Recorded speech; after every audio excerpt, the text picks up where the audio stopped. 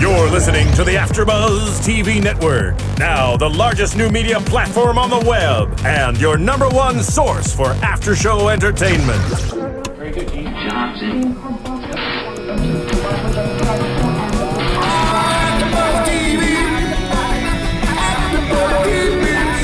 The AFTERBUZZ Studios in Los Angeles, California, presented by Maria Menounos and streaming live thanks to Akamai Technologies. This is AFTERBUZZ TV's Revenge After Show. We'll break down tonight's episode and get you all the latest news and gossip. And now, another post-game wrap-up show for your favorite TV show. It's AFTERBUZZ TV's Revenge After Show.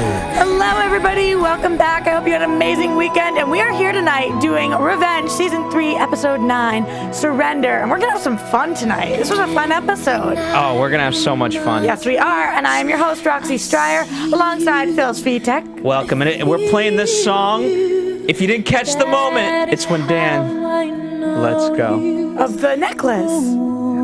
Let's go with the necklace, and it's such a titanic moment for us. But of course, you're like, where is Sarah Giroux? We're missing her. Our poor co-host, homesick. We love her, we miss her, and she will be in next week with us.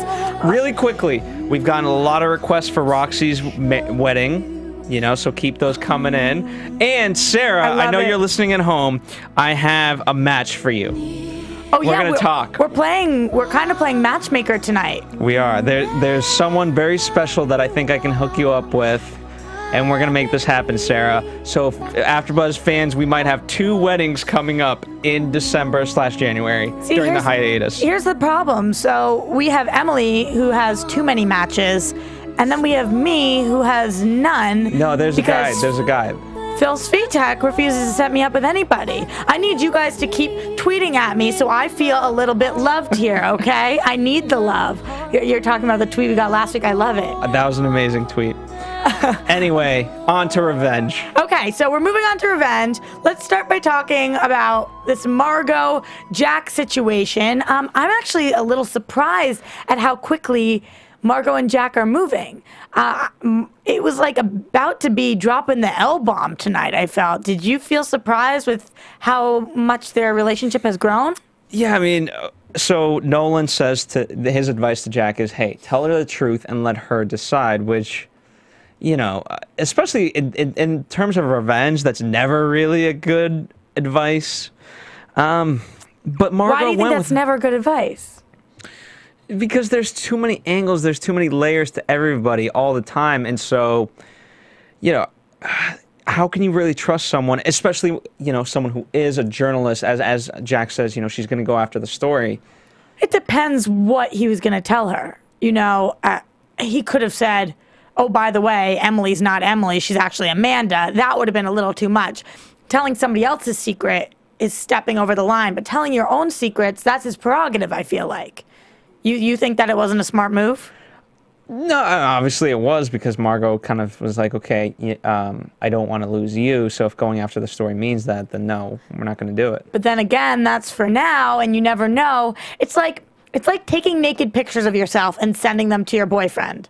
You never know when he's going to become your ex, and then send those pictures everywhere else. So he's trusting her, but soon she's going to break up with him and send out those nudies. Plus, it's also revenge. I mean, we'll talk about Sarah and Dan, but all last time, because it wasn't last week, we kept saying that Sarah and Dan slept together because of the ice thing. They didn't! Okay, first of all, I would like everybody to go back to the last time we were here, which unfortunately was not last week because we had a little mini hiatus, but I think it was 3 weeks ago. And I want you guys to listen to what I said about the ice. And you were all obsessed with the ice, meaning they had sex, and you were like, why else do people get ice? And I was like, I don't know. I think some people just like ice in their drinks. And you were like, no, it's a sex thing. I was not on that page, and I do not believe that in order to have ice, you need to have sex. I always have sex with my ice. But do you always have ice with your sex? Yes. So, wow. Wow, very fancy you are. Anyway, I didn't think they slept together. I guess we still don't know for sure. Daniel says they didn't. It seems like he's telling the truth. Anyway, back to Jack and Margot. We'll talk about that. Right. I opened up a can of worms. I know. You did. You got me off track. I know. But I do like the fact that at least Jack and Nolan as well as Aiden and Nolan, to be honest, they're all developing this bromance. I mean, for Nolan and Jack have always been close, but Nolan's the one who gives Jack this advice, and then Nolan kind of steps in with the Margot thing. Did you feel like he was out of line saying something and that he should have just left it to Jack? He already suggested it to Jack. Jack already turned him down, and then he kind of went over Jack's head to Margot. Yeah, but it obviously forced Jack's hand, but Jack didn't have to say anything. You know, it was still up to his decision, but... But had he not said anything, don't you feel like Margot would have just walked out on him? Or no? Yeah, but at least, here's the thing, right? The whole point for Jack was to stop the investigation, right? Okay. And as in that meeting with Nolan and Margot, she was going to continue on. She was not to be dissuaded, as she says. And so at least this way, it brings them closer together, and it accomplishes Jack's goal. Okay, so you feel like it was the good friend move. Yes. Let's talk a little bit about Lydia. She comes into town tonight. Oh my God. Okay, well, not tonight, last week. What is this? Oh my God. Initial reaction. You're over the story, or you're just shocked? I don't, it's so confusing to me, this woman. What is her angle? She's alive, she's dead, she falls off buildings, she has planes blown up. I mean... Victoria knew about it, Conrad didn't. Yeah, but of course, Victoria's the one who snuck off the plane. There was no way Lydia could have snuck off and not known that Victoria did, Victoria not knowing Lydia did. You know, like, obviously they were working together. The second we knew Lydia was alive, you knew Victoria had to have known, right? I didn't know. Well, then you're not being very good revenge expert, are you? No. I would get so killed off in this world. Why? How would you die? Very stupidly. Plane crash? If only. That means I had information to sell. You're gonna be like Jack's necklace. I would be like Daniels. I would be like Jack's brother, Declan. Oh, you poor thing. I know. You poor thing. Okay, so Lydia is back, and I'm gonna say that right now, I'm trying to like the storyline a little more, but it's hard because in my mind, it was wrapped up with a little bow on it, and Lydia was put aside and under the Christmas tree and completely done. Now she's back, and this thing with her and Conrad, I mean, did you think that they were going to rekindle things, or did you think they were going to be pissed at each other? Because I was a little surprised when they seemed to jump back in romantically so quickly. He wants to rekindle. Her, I don't know yet. I don't buy it that she's just out for him. Obviously, there's a motive there. And the one thing I know is that this obviously complicates Emily's plot, right? As soon as we see the anthology of memories, as Conrad calls it, you were like, oh, she's gonna take something. And I was like, no, she's gonna go for the picture, the unaltered picture. Yeah, you did know. You called that. That was very good. But that doesn't set her up with any side. Like, okay, because she was working with Margot, and you know, she had that meeting with Victoria, and obviously now she's playing Conrad. So I don't know where her full alliance lies. I don't know for a fact either, but here's what I think. She was pissed, so she came back into town with her own revenge agenda. Yeah. Oh yeah, that's it. What every pretty blonde who comes to Hamptons wants. Revenge. You know me and my quotes. I have to write them down so I can say them exactly. Did I sound like Nolan when I just said that? Yes. Thank you. Thank you very much. Anyway, so she's back and she wants revenge. I think that's why she came back. I think she wants revenge on Victoria because Victoria broke their pact that they were both going to stay in hiding. And she wants revenge on Conrad because Conrad sent the order to blow up the plane knowing she was on it. Even though she left and she made up this excuse about going to see her mom who was sick and blah, blah, blah, blah. They each lied to each other, but it's a little different lying to somebody and you were going to throw them under the bus and get them arrested, and as opposed to knowing that you were sending their death sentence, you know? If I was somebody in her situation, I would never be able to sleep with the guy ever again. Period. End of sentence. What the hell's wrong with her? But I really do. I've had a lot of those circumstances. It's actually way easier to forgive. Right. It does happen frequently. You're right. Maybe I'm not giving myself the benefit of the doubt enough. No, are you crazy? It's ridiculous. I love Conrad's passion towards her. He was just like, "Oh, you're back. Yeah." He pretty much sounded like that. Don't even tell me. It didn't sound like that was That was literally the creepiest thing I've ever. That was the creepiest thing, watching him back, seeing her. He was like, "Oh, nice dress." I can't believe there's nobody else sitting next to me to like talk about what you just did. There's Steven in the booth. Steven in the booth. I like what? That's just creepy what he did. No, what he did is what you sounded like, but worse. But he has no frame of reference. I don't. That's a good point. However, you do, and oh my God, so creepy. That's what you think of Conrad. You think he's that creepy? He was ready to get ice. Is that what our abbreviation for having sex now is? Yes. Oh my God. He was going to ice her. I didn't say that. Okay, so I think that the feeling's mutual at this point. Lydia's back. She has the tape recorder, and she's teamed up with Margot. So we know she was trying to get revenge, but once Conrad says that he has feelings for her, I think she very quickly is kind of swooning for him. I mean, as she says, they were engaged. She had such strong romantic feelings. And now she says to Margot, he's not the man who I thought he was. And who she thought he was an asshole. Yeah. Or what you said, a-hole. It's the PG version of what I said, obviously. I don't know how to PG myself. You're the one talking about icing, so maybe you're the one who can't PG yourself. Anyway, so it's just interesting to me that she was so easy to put it under the rug, but now that she's going in his files and finding out who Emily Thorne Amanda Clark is, maybe that's going to take precedence over being with Conrad, or maybe that will help Conrad. I mean, why wouldn't she immediately share with Conrad who it was, unless she has a plan of her own? I mean, to be fair, we don't know that she did or didn't. But I get what you're saying. In all probability, right? It's interesting to note that Conrad really wants the wedding to happen. And so, obviously, this ruins that whole perception of happiness or whatever. So, again, she's going to... What I like is that they furthered this where it basically complicates everyone's lives, not just Emily's. What complicates everybody's lives? Lydia coming back? Yes. Or the photograph? Both. Lydia is the photograph. What do you think, now that she is the photograph, what do you think she's going to do with it? She's going to try to expose her, or she's going to try to use it as leverage to get Emily to do something that she wants? Well, first you have to... It seems like those are the only two options, no? No, because at first you can leverage, and then you can do it. And then you could do what? Expose? Yeah, because you don't want to come out with it right away. Because what does that gain you? I mean, it just would gain... I think she's trying to ruin everyone's lives.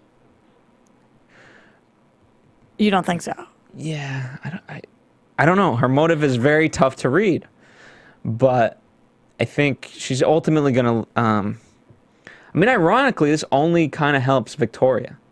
If you think about it, right? It F's over Conrad. It's certainly... Why does it F over Conrad? Because you're exposing the truth about... Because then it's like... By that point, if Emily is to be exposed, she's going to say... Oh, then, okay, you find out the real truth. And, okay, so why is Amanda Clark, quote-unquote, / Emily Thorne, whatever you want to call her, doing what she's doing? At that point, she could say, well, because my father was killed unjustly. So you're thinking Conrad. about the domino effect right now. You're thinking, if this happens, then that will happen, then that will happen, then that will happen. Yes. So if the photo comes out and Lydia does expose Emily, then Emily is going to be known as Amanda, and Amanda is going to come forward with the truth and say what happened with David, which would expose Conrad, but that would also expose Victoria, would it not? Well, and then that would also expose Lydia. Yeah, but then why does Lydia do this from the beginning? That's what I don't know. That's why I think she doesn't want to expose it. I think she's going to want to use it as leverage somehow, because Lydia was involved with all this and knows what's going on. Doesn't she? I mean, was Lydia considered part of the initiative? No, but remember, Victoria and Lydia at the end of first season were going basically to spill this truth, but in such a way where they would gain, like, you know, immunity. Immunity, exactly. And so perhaps Lydia has cut herself a deal where she can still get immunity. But I don't think she has. Maybe she could. But I'm just curious why she decided to pair then with Margot. Obviously, Margot has no sort of government say. But it's not. I think they're trying to stay away from government and initiatives as much as possible. Now it's all about the PR angle. And you think that Lydia would be able to spin it this way so that she didn't get in trouble or that her name wasn't dragged through the mud? Yeah. I don't know about that. I guess we're going to have to wait and see because Lydia's back in town and it doesn't look like she's leaving anytime soon. Nope. And it also doesn't seem like there's a way to kill the woman. So apparently not. So wait, maybe she's got 9 lives. So we've got about 6 more goes at her before we've hit the finish point. Okay. To me, probably the most interesting storyline of what's going right now is about Sarah and Daniel. Really? Out of all the ones? I know. I'm not exactly sure why, but I'm feeling really, really bad for Daniel these days. And I know he just cheated on his fiancée. So but he didn't. He hooked up with her. We saw them make out. That's cheating. Okay. Right? Okay. You don't agree? No, I mean, you know. If there's no ice, then there's no cheating? Sure. You're just experimenting. I just hate men. Like pretty much all of you. Why? Like what's wrong with you guys? You too, Steven and Phil and all of you. Except for Nolan, I love him. But he's gay. / not. But kinda. But he's mine. I don't care. That doesn't mean I can't hate him. I mean, I would say that when you have a fiance, hooking up with somebody else, whether it's just tongue action or ice time, means cheating. Okay, but here's the real problem. He loves Sarah. He thinks he loves... So because he loves Sarah, it's not cheating? It's not cheating because ultimately what he has with Emily is a lie, and so that's what he's sensing, is that something's off. I don't know what it is. So if your current relationship is a lie, then hooking up with somebody else is the truth and therefore not cheating. Words of Phil? Yes. Hashtag Phil words of wisdom. Is that what we've been using? I mean... What they have that great moment. They have that great moment of Sarah, I need you in studio. Okay, keep going. They have that great moment. I'm listening. They have that great moment where they're like, okay, you know, all this, you know, tomorrow's the day, blah, blah. In the back of her mind, Emily knows that tomorrow's the day, basically, I die and leave your behind. I mean, granted, Emily's cheating on Daniel. So, I mean, it's just as bad. Even worse, she's in love with somebody else. They're both in love with other people, right? Yes. Emily's in love with Aiden, possibly but Jack. Ultimately, even though Dan cheated, he still, his nature took its course, as the opening monologue told us. And you know what? His love ended up with Emily. So if it was not for the pregnancy, we agree that Daniel... I don't know, because he didn't sleep with Sarah despite not knowing the pregnancy. I'm not saying would have slept with her. I'm saying would have left Emily for her. Like, that was the plan. After he didn't sleep with Sarah, he was like, I'm going to end things. I can't go through with this wedding. I'm going to go do that. And then he goes home and he's like, we need to talk. And she's like, me first. It's true. I mean, he does. I guess he does have that line of, like, you know, we all know what a broken home does to a child. Right. And so I feel like, I don't know, this can only cause resentment. But then tonight's episode, we see him say, I'm all in. I'm all in with you and the baby. And it was weird how convincing it was. It was very convincing. You know, it didn't seem like a lie anymore. When he was talking to Sarah, I was like, eh. And even as she leaves, he's like, Sarah, like calling after her not to go. But then when we see him with Emily, he really seems like he's all in. I mean, I don't think, we saw earlier this season him with Margot. Margot literally takes all of her clothes off and he doesn't hook up with her. So he's not just somebody anymore who's a cheater. He's obviously very much so in love with Sarah, but do you think that he would be willing to hook up with Sarah now? Now, at this point, no. I don't think so either. So I think that it seems like him and Emily are for good. Although Emily is about to get shot, so that might put a little bit of a hinge in the plan. No? Hey, no, I'm just trying to think of... would that mess things up? I'm just trying to think of the scenario of, like, hey, so my wife died. I'm available now. Oh my God. It would never happen. It would never happen. God. It would never happen. I'm just trying to think of that scenario as a comedic beat. It would never happen. What would never happen? I can't with you. We're moving on. We are moving on officially. Let's move on. Let's talk about how Victoria and Charlotte wanted to set him up with Sarah. Victoria's still on that page. Thank God Charlotte has a good conscience about this because... Like, hallelujah, Charlotte seems to be coming back to her senses, correct? Yes. I mean, I was freaking out over here that she was turning into a mini Vicky. Mini Vicky, that's funny. Like, can somebody please call Victoria Vicky? I feel like she would slap them in the face. So would. Or she'd pull Lydia and shove them to the ground. I just call her Vic. But, yeah, I mean, it was... I mean, she was so manipulative in this episode up until that point of... when she catches Daniel on that run and sees the... I mean, he was really tormented. That was actually probably one of my favorite scenes. Maybe my favorite scene this episode because the urgency was there. He was on this run and they both were like panting. She was on the run. I don't know. I just thought it was really well done. And I saw the chemistry brother-sister bond there. And I really felt like Charlotte, even though she went into it with ulterior motives, I feel like she really listened to him and like saw his pain in that moment. You know, and I really appreciate that. It made me see the humanity in Charlotte, which we haven't seen in a few weeks. And it was great because, you know, all it took was that one singular line of, like, had it not been for that stupid bakery, none of this would have happened. And, of course, that's the, you know, as we talked about, that was all Charlotte. Yeah.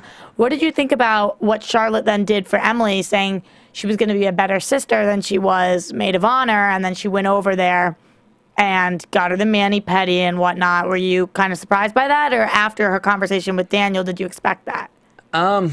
It wasn't until actually later when she's talking with Victoria that I realized what that moment meant. Okay. And what did it mean? It meant a full forgiving. I mean, obviously she didn't say, like, hey, I'd try to split you and Daniel up, but it was a nice gesture, and I appreciate it all the more after the Victoria speech. Did you think Charlotte was going to be able to change Victoria's mind about trying to break apart the wedding? Because obviously we know she wasn't able to do that. Yeah. But at the time I thought maybe it would have more influence. Well, it had a huge influence in the sense that Victoria comes back with the... Yeah, it was the opposite of the influence I thought that it was going to have. I thought that Victoria maybe for once was kind of going to be like, huh. By the way, that was the surrender of the episode. It was Victoria surrendering? Mm-hmm. Because she surrendered the notion... Are you talking about by her handing the invitation that said not attending? Yes. She surrendered the fact that she can no longer oppose this wedding. And so instead she's just not going to support it. Yeah. Yeah, that's a good point. Sometimes it's hard to figure out why these episodes have their titles. But now I just did. But I think you did it. You're a revenge expert. Genius. That's why I'm on the panel. Yeah, I love having you on the panel instead of in the booth. We need this more often. Yeah, well. When other shows go on their hiatuses. It's fun. So it's good to have Steven in the booth with us. Where's my per diem? Can I just order room service? No, she's talking the big bucks with that one. I know. Room service does not count. She wants trips across country and whatnot. Anyway, so if you're sitting at home right now and you want to participate in this conversation and you want to talk to us all throughout the week, you know, you can go to iTunes, you can go to YouTube, you can comment, rate, subscribe. Please, please, please talk to us. We really want to hear what you're going to say. We have next week's episode, of course, but we don't have a few episodes after that until March, which is going to be miserable. But here's what I like. I actually do, you know, speaking to that, we have a huge break, but what I like about it, they're gonna have a whole new series in between, and with this wedding, it's obviously gonna be a huge climax, and then we're gonna come back rather than take short hiatus breaks. Yeah, let's just take one long one. I don't mind it. Our mid-season finale is gonna be a huge one too, so it's gonna leave us with a lot to talk about, which is why we really need you guys to go online, show your love, show your support, and please keep the conversation going with us, because otherwise I'll just lose my mind. Yeah. At AfterBuzz TV, at Roxy Striar, at Sarah GGG, and hashtag Revenge Wedding. Hell yeah. Anyway, can we talk about the love of my life, Aiden? Let's do it. I'm obsessed. So him and Emily just seem so happy together this episode, and they're like totally in their element. And there was that one really weird scene where he's giving her that sake shot. Why was it weird? Oh my God. I thought it was beautiful. I thought it was legitimately one of the weirdest rituals. Like, what? The? She was sitting on this thing. I don't know. It was like culty almost. Oh my God. No? Women are so weird. Okay, they've been trained in a certain manner, okay? And he's telling a nice story of like, you know, hey, it's tradition to take sake, you know, and reflect upon what you've done before the final act of revenge, you know, and you know, we've lost so many people, but we've also gained something very beautiful. She opens her eyes, and there he is, and, you know, they've gained love, which is eternal. Why is that not beautiful? I mean, I guess it showed their common ground and their history together, but it was just like this weird thing where she sat on the ground or on that pillow and had a sake shot, and I was like, what are you about to do? Okay, here's why it worked for me, because too many times people propose and it doesn't, you're supposed to take that one thing that you and the other person have and have it mean the biggest thing in the world. When you just like, if you just take a girl to a restaurant and propose to her there, that doesn't mean something. This, to them, in their own world, was the most beautiful proposal ever. I'm not talking about the proposal. I thought the proposal was great. I thought leading up to the proposal was weird as hell. That's part of the proposal. I don't know. I mean, yeah, obviously you don't take Amanda Clark, because that's what he says to her, Amanda Clark, will you marry me? Amanda Clark to a restaurant and propose, and this was the way to do it with her. I just thought the scene was bizarre. I'm not even saying bizarre in a negative way. I'm just saying bizarre in like a, I can't ever imagine, like, when in life would that ever take place? Who even knows that that's what people do to prepare for battle? Like, these two people are so far gone, which is why they're perfect for each other, I suppose. I mean, who else would have proposed to her by giving her a shot of sake? By the way, you can't have sake when you're pregnant, so... She's not pregnant. I know, I get that. I'm just saying. Fair enough. If she gets her blood alcohol checked somehow in the car ride and she gets some DUI, Daniel's not going to believe the pregnancy anymore. It's one sake bomb, and then they had coitus. You're ruining my whole point, Phil. No, but I agree. The actual proposal, really sweet. What did you think of the timing of it, though? The day before her actual wedding. I thought it was cool. Cool. Can you elaborate? Cool, funky, fresh? No. Badass? Like what's cool? It was at the right time. I just felt like they're about to get away in their lives forever. Maybe he could have just waited till after her fake wedding. Okay, again, it ties back to the ritual. It ties back to the... Okay, at what point do you later go, like, hey, now that we've succeeded, I want you to reflect back on everything that we did, and look at what you got, baby. You got this guy. Like, that would be terrible! Sometimes I just can't believe your interpretation of things. No, but this is... Okay, he's painting a picture. We've lost... think about it. She's lost Emily Thorne, right? Right. Faux Amanda, right? She's lost Declan. She's lost Jack. She's lost her father. She's lost her father. She's lost so many people along the way. And obviously, he's lost many people. And despite all of this, you know what? At least there's something to take away. And that's they have each other. And that's the moment to propose. I thought that was endearing that he said, there have been all of these horrible things, but through all of this war, we found love. And that was really cute. And I love Aiden. I love Aiden and Emily together. But again, I always have this problem, and it's always going to come back to this, is that I feel like Emily and Jack are destined to be together. Which, by the way, makes me hate Jack and Margot, even though I don't really hate Margot. And it doesn't make me hate Emily and Aiden because I like them for the time being, but I don't think they're soulmates. Even though I do think that they get each other and it's sweet, and that I think she's the soulmate for him. But I don't think he is for her. Fair enough. Do you agree? Disagree? You don't know? It's too hard to think about? You cry at night? I do cry at night. I actually love Jack and Margot, and so I want them to be together. That kind of just hurt, but I'll accept that. I can accept that. The one last thing I want to talk about is we briefly mentioned that Victoria isn't coming, and this was her surrendering, but obviously this throws a wrench in the plans. And it was done, I thought that was, I don't know if anybody else could have predicted that, but I thought it was the best wrench you could throw in this entire plan.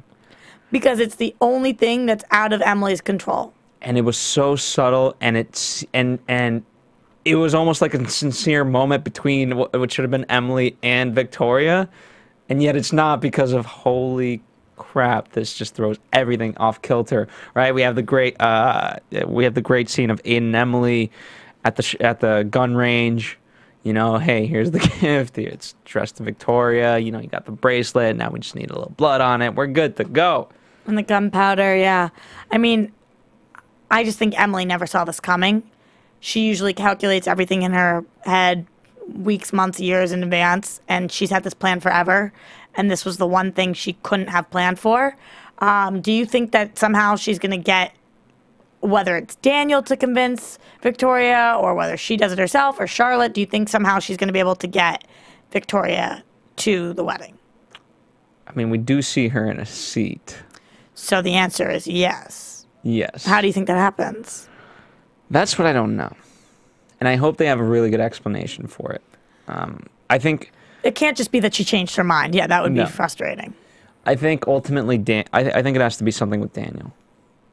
Okay. You know, because here's the thing. She has evidence in her hand that Victoria declined. And so you just, hey, Daniel, you have to, you know, as much as she may hate me, you know... She's your mom. She's your mom, and you could be like, I will regret if your mom isn't at your only wedding. Yeah, I mean, I absolutely agree, and I don't think that Daniel would ever forgive his mom if she wasn't, because they have this love-hate thing going on and whatnot. Especially with the baby pictures. Remember, they're looking at the photo of baby Daniel? Right, when Victoria and Conrad are looking at that. Yeah. Yeah, I know what you're talking about. So anyway, speaking of Daniel, we have some cool news and gossip coming up. AfterBuzz TV News. Well, actually, I might take that back about it being cool, because I'm a little nervous. So Josh Bowman was heard talking about, he says, I'm trying to pitch a Daniel death by the end of the season. This is what he said to TV Guide. Then he says, I love working on the show, but I'm just being honest, my character has flip-flopped the most, and it's been so hard for me to play. I mean, that makes me really nervous. You don't really usually hear that.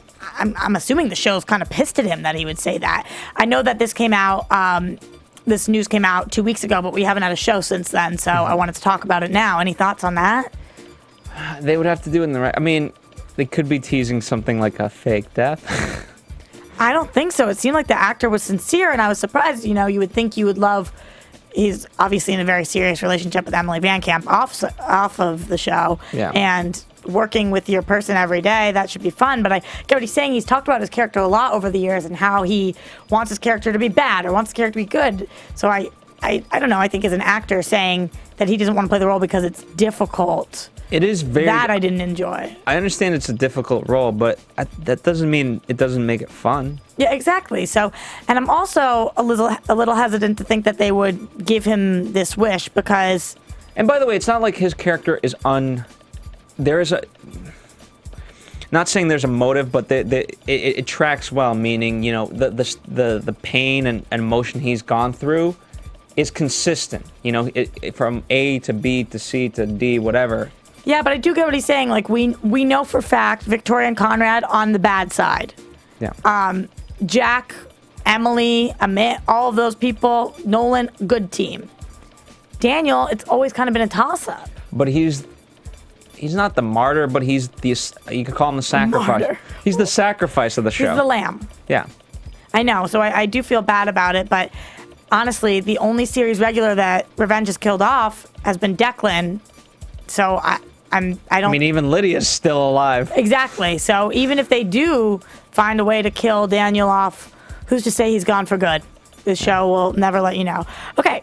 So, fun little game here. This is brought to us by E! Online, and they were talking about who is the shooter at the wedding. And and even in the teaser they had it, but yes. Right. So they found out who it was, and they want to give us 5 clues to answer. They say that it's someone who Emily has always cared for, that... Oh, so Victoria or Lydia. Okay, that is someone who seems to have nothing whatsoever to gain from her demise. That is someone who is most definitely staying a part of the show beyond this season. That it's someone who many of the fans totally root for. And that it's someone whose relationship with Emily will be changed forever. The last one's obviously a given. And then they gave us a list of 4 to choose between. What do we you want to got? hear who they are? Nolan, Charlotte, Daniel, and Jack. They say it's one of those 4. Charlotte. You think so? We've talked about Yeah, it. you predicted that way early, and especially now that we see Charlotte's coming around. But here in the teaser for next week they say Victoria, Lydia, Charlotte, and maybe one other name. Well, they had the faces pop up, you mean? Yeah. Yeah, but you never know. Then they could be excluding the face of who it was. But I think that we're right with it, Charlotte, and that would be hard for... I don't think it's supposed to be Charlotte, but it might end up being, and then Emily would never want to screw her sister over and have her sister be charged with something. I don't like this one. Here's the thing. I don't want... So it's definitely one of those 4? Yep. That's what they say. They say they know who it is, and it's definitely one of those 4. I don't want to know. Because I want the element of surprise. And if it... Honest to God, I think for me, it's going to be Charlotte. And it's going to now... Because now we all feel like we know, it's going to take something very special in the storytelling to pull it off and make it be like, oh, well, we already knew that. I don't know. I mean, I don't know. I think it's going to have to come down to like what I was saying, that it wasn't supposed to be Charlotte and it ends up being her. And the reason that it doesn't work out is because Emily's not willing to throw her real life sister under the bus. But even so, that we understand that, we know that, so it's not a twist, it's not a surprise. Right. It's a good point. And the story, at that point, the storytelling isn't compelling because we know it. It's kind of a twist because it seems to us like Charlotte being Emily's sister has always taken the second or back seat to her revenge plan, and this time it wouldn't. This time it would surpass it. Yeah. So that's where the twist would be, I suppose. The next thing, if you don't want to hear spoilers, cover your ears. Because as if those weren't spoilers. No, but this is about what we're going to see. So the 2013 year is coming to an end, and this is what we're going to see in 2014. So we already talked about how Charlotte's moving out. She mentioned that in tonight's episode. But we hear that in 2014, she finds her first love since Declan. Okay, I was going to say it's her first love. First love since Declan. First love since Declan. We've known Charlotte to swing both ways before a little bit, so... Really? Remember with the little sex scandal? Was she really swinging both ways? I don't think so. I think she just made out with her friend at a club. Yeah. But who's to say? Who is to say? The other thing is that there's supposed to be a huge reveal about Emily and Jack that will cause them to see each other in a different light and make them realize they can never let go of each other. I mean, I feel like they already can't let go of each other, but some Jack huge don't reveal. Let go. And that comes back full circle to our Titanic moment. Yes, I love it. Never let go, Jack. Oh, Jack and Rose. That should be their names. Why is her name not Rose? That would make the show amazing. Although the show is already amazing. Okay. Also, with the possible reappearance of a person who took advantage of her as a teen, Victoria will be forced to revisit her dark past. She says, so Madeline Stowe says, we're going to discover this man, and Patrick doesn't know he's the monster's son. So that means we're probably going to get Patrick back for a little bit, which I'm excited about. I mean, I miss Patrick. That's true. By the way, she couldn't be named Rose because it would be Rose Thorne. And that sounds stupid. That's amazing. I love it. Anyway, see, we predicted Patrick would be back. Yes, and I'm happy he is. I miss him, and what that's going to do with him and Nolan, I guess we can talk about in predictions a little bit. The last thing is actually talking about Nolan, though, and it says that he's embarking on a new business endeavor, and he takes on a new protege. Ooh. Huh. So I don't know. With that, why don't we get to some predictions? That's a lot of... I know, that's a lot of ish I just threw your way. Now, your AfterBuzz TV. I kind of want to know... Here's my problem with that. Because there's so much going on next week. Why are we already getting spoilers for after that? Like, oh, you wanted me to wait until next week to share these spoilers? No, I don't think it's you. I think it's why would the show do that? Because there's so much to look forward to just the next episode alone that give those after that, because we're going to have about a 3-month hiatus. Tell me that later. Well, I want to know, because I already know that you think Charlotte's going to be the shooter, so I am focusing a little bit on 2014, but I want to know, what storyline are you most excited about going into the new year? Who are you following the most? Amanda Ross. So, the fake cousin. Yes. No, I'm excited. What a ridiculous. I'm excited. I think Lydia after this is going to be over, so we're going to sweep that away. I would very much so enjoy that. I think the greatest part of it is to see the effect that this will have on Daniel. Okay. And because we're in predictions, what do you think that effect will be? This guy's going to be destroyed. You think he's going to find out? No, I don't think he's going to find out, but okay, to have he's just gone through this emotional journey of, do I go with Emily? Do I go with Sarah? You know, and if you want to think of it in this terms, like, had he not married Emily, she would have been alive. It would have obviously meant heartbreak for both of them, but she could have kept her life. I think what's going to happen is she's gonna stay alive because, as I said, I think Charlotte might be the shooter, and Emily, instead of throwing Charlotte under the bus, she's gonna stay and just be wounded and have a miscarriage. Okay. But now a new plan's gonna have to take place in order to take down the Graysons, and then we start all over again. Hence the title, Revenge. Hence the double infinity. We just keep on circling back. I wish you were sitting next to me so we could make it. There you It's go. kind of like that. Anyway, any other predictions for us? A lot's happening. I mean, there's Victoria's got handcuffs. Who the hell knows what's going to happen with Lydia? It's going to be exciting. Yeah, Victoria did have handcuffs. For some reason tonight, it looked almost like a foggy flashback of a moment, but I don't think. I think they did that just for the teaser because of because Emily's giving the vow and things like that, and we're cutting to they call it parallel editing. Yeah, I agree. So maybe it was just the way it looked. I think it was actually in current time. So we know she does come to the wedding. Something about handcuffs. We don't really know the rest, but that's why we have to stay tuned. If you guys want to contact us, again, we love it. We love it. We love it. So you can always iTunes, YouTube, follow, rate, subscribe, all that good stuff, comment. And of course, if you want to talk to me, you can find me at Roxy Striar. You can talk to us here at AfterBuzz TV always. And at Sarah GGG. Sarah GGG, who will be back here with us next week. So excited to have her back in studio. And until next week. We are taking wedding proposals. Oh yes, I am. Right now through Twitter. You can try. I mean, I'm willing to accept any offers, barters. It's like better than Tinder. Or if you want to go down into the ocean and find the necklace that Daniel dropped, I'll take that too as ransom. That'll be good. Okay, anyway though, until next week, same time, same place. Good night. From executive producers Maria Menounos, Kevin Undergaro, Phil Svitek, and the entire AfterBuzz TV staff, we would like to thank you for listening to the AfterBuzz TV network. To watch or listen to other after shows and post comments or questions, be sure to visit AfterBuzzTV.com. I'm Sir Richard Wentworth, and this has been a presentation of AfterBuzz TV. Buzz you later. The views expressed herein are those of the hosts only and do not necessarily reflect the views of AfterBuzz TV or its owners or principals. Thank you for watching AfterBuzz TV on YouTube. For more of your favorite after shows and interviews, subscribe to our channel here, and be sure to share your opinion on the episode in the comment section below here. We'd love to see what you guys are buzzing about. Thanks again. Buzz you later.